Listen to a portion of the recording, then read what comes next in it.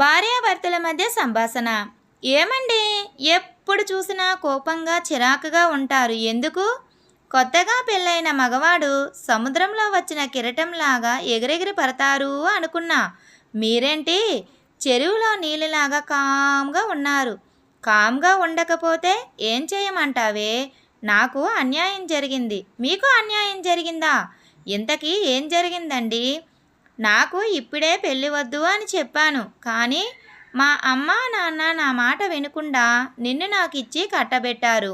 నా ఆశలన్నీ వర్షంలో తడిసిన అప్పడంలాగా తడిసి ముద్దైపోయాయి. అంటే నేను మీకు నచ్చలేదా?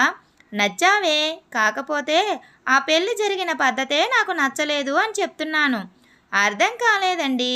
నా దృష్టిలో పెళ్ళంటే ముందు అమ్మాయిని చూడాలి, ఆ తర్వాత నాకు ఆ అమ్మాయికి నేను నచ్చాలి.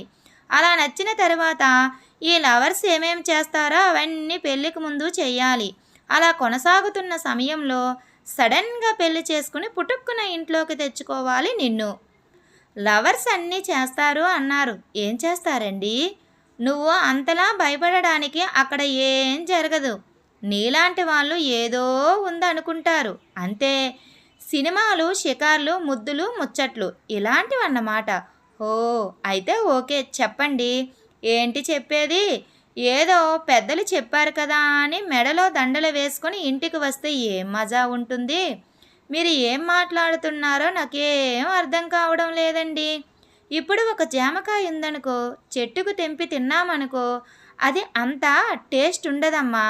అదే జామకాయని దొంగతనం చేసి తిన్నామనుకో, ఆ టేస్టే వేరబ్బా. అర్థం చేసుకో. మళ్ళీ అర్థం కాలేదండి, ఒకసారి నా దగ్గరికి రా. అబ్బా, నాకు సిగ్గుగా ఉందండి. నీ సిగ్గు సిమడా, నిన్నెవ్వడు ఏం చెయ్యడు కానీ రా దగ్గరికి. వచ్చాను, చెప్పండి. ఇప్పుడు మనకి పెళ్ళి కాలేదనుకో, నువ్వు మీ అమ్మ వాళ్ళ ఇంటికి వెళ్ళిపో. నేనే రోజు మీ ఇంటికి వస్తాను. అప్పటి నుండి మొదలు పెడదాం, మన రొమాన్స్ స్టార్ట్ చేద్దాం. ఇంకా చూసుకో, సినిమాలు, షికార్లు, ముద్దులు, ముచ్చట్లు అవన్నీ అయిన తర్వాత నువ్వు మన ఇంటికి వచ్చేదు కానీ, సరేనా? మరి మనకు పెళ్ళైపోయింది కదా, మెడలో తాళి తీసేయమంటారా? ఒసే, తాళి ఎలా తీసేస్తావే? తాళి తీసేయడము అంటే నన్ను లేపేయడమే. తాళి ఉండని, ఏం పర్వాలేదు. మెడలో తాళి ఉంటే ఆ ఫీల్ రాదేమోనండి. నా భర్తే కదా అని అన్నట్టు ఉంటుంది. ఒసే, నేను నీ భర్తనే, పక్కింటి దాని భర్తని కాదు. నాకు అవన్నీ తెలియవు. అవన్నీ జరగాలంటే నా మెడలో తాళి ఉండకూడదు. సినిమాలు, షికార్లు, ముద్దు ముచ్చట్లు అయిపోయిన తర్వాత మనం మళ్ళీ పెళ్లి చేసుకుందాం. మళ్ళీ పెళ్లి చేసుకుందామా? ఆ విషయం నా బాబుకు కానీ తెలిసిందనుకో, నన్ను బ్రతకనివ్వడే పెళ్ళామా. మరి మా నాన్న ఊరుకుంటాడని మీరు అనుకుంటున్నాడా? నచ్చితే నాతో కాపురం చెయ్యండి, లేదా నాకు విడాకులు ఇచ్చేయండి. ఊరుకోవే. కొనుక్కున్న జామకాయను ఎవడైనా వదులుకుంటారా?